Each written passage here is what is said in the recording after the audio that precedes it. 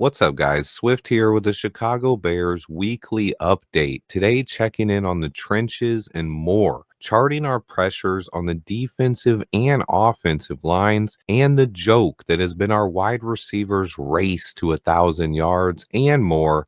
Let's get right into it. First, we have to dig into the trenches, where we're going to first take an extended look at our offensive line as a whole. I've listed our five starters and our top five backups from this season and have accounted for sacks and pressures allowed, total penalties, total snaps played, and an overall PFF grade for reference. On top of that, I've watched a ton of tape to further understand how these guys have played overall. The biggest problem to me is that nobody on our offensive line has elevated their game to a Pro Bowl level. We need at least one star to help out, and we don't have a single stud yet on this offensive line. Darnell Wright does look like he's developing into that, but he's been up and down as well this year in his second season. He is our highest graded offensive lineman, and he's trending in the right direction. I'm probably most disappointed in Tevin Jenkins. Look, he has not been bad, and I love Tev's game overall. He's only allowed 17 pressures all season, but he's missed about 300 total snaps, and he grades out worse than Braxton Jones overall. Tev is the guy that I expected to take his game to the Pro Bowl level.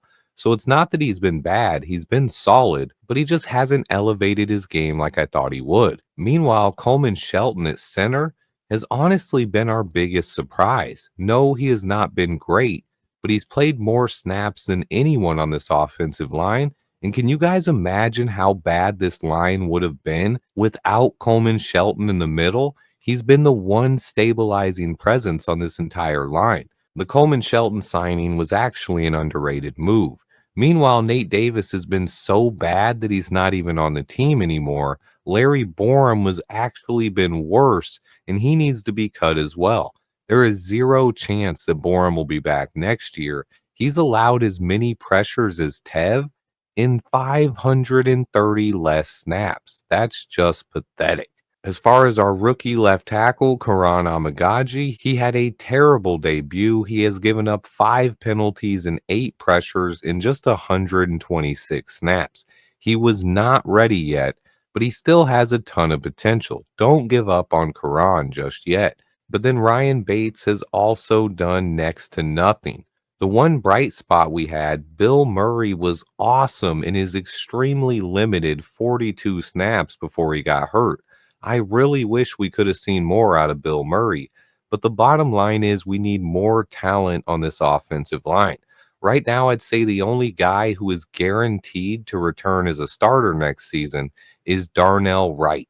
There is a chance we could have 4 new starters next year. I wanted to include Braxton Jones in there as well, but with the leg injury he just suffered, until we know more, his job isn't safe either. And then Coleman Shelton, Tevin Jenkins, and Matt Pryor are all free agents this offseason, so I expect a major shakeup on this O-line over the next few months. Now let's talk about the defensive line, where again, when you step back and look at the overall performance, it's just been disappointing.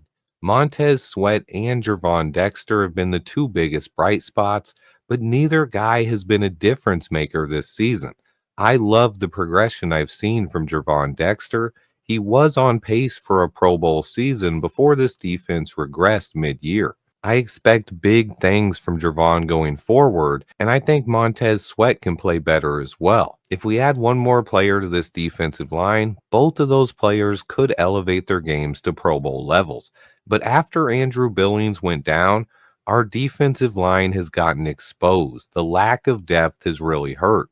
DeMarcus Walker's had some great moments, but the rest of the line has really struggled. Darrell Taylor, Austin Booker, Zach Pickens, Jacob Martin, and more, they've all flashed potential at times, but none of them have been consistent or performed up to the expectations on the football field. And it's our biggest problem on the roster right now heading into the offseason.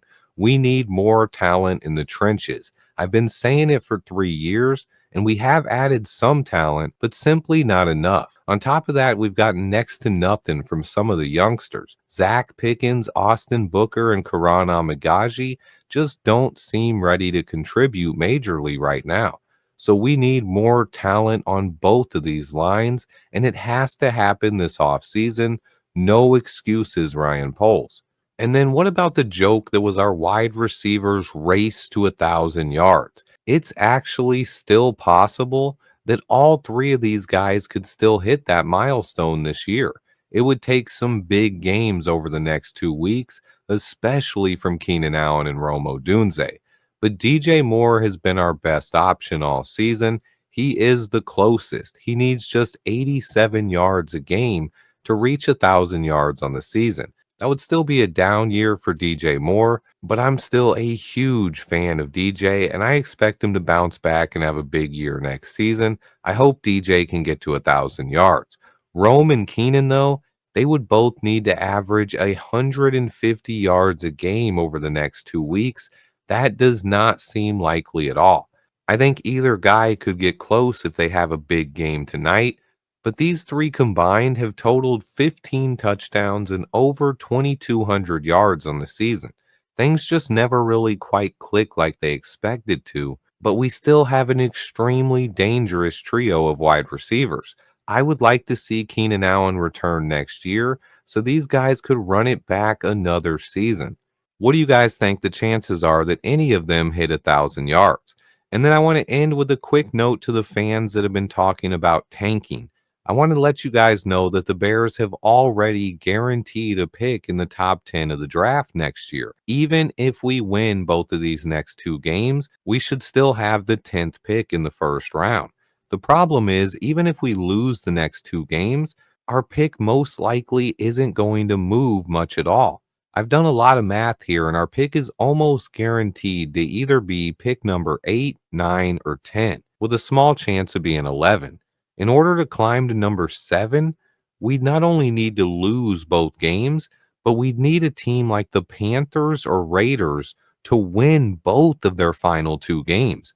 It's not impossible, but the chances of that actually happening are slim to none. So I don't really buy into any of this tanking talk. We're in year 3 of our rebuild with a rookie quarterback, and we don't need to draft a QB next year either.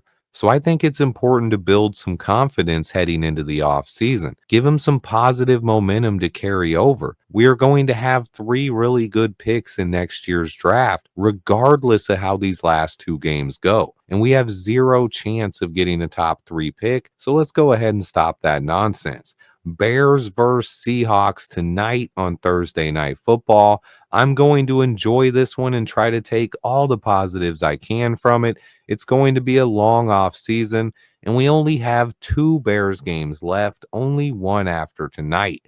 Let me know how you guys are feeling. Stay tuned. I have so much more content on the way. And until next time, bear down.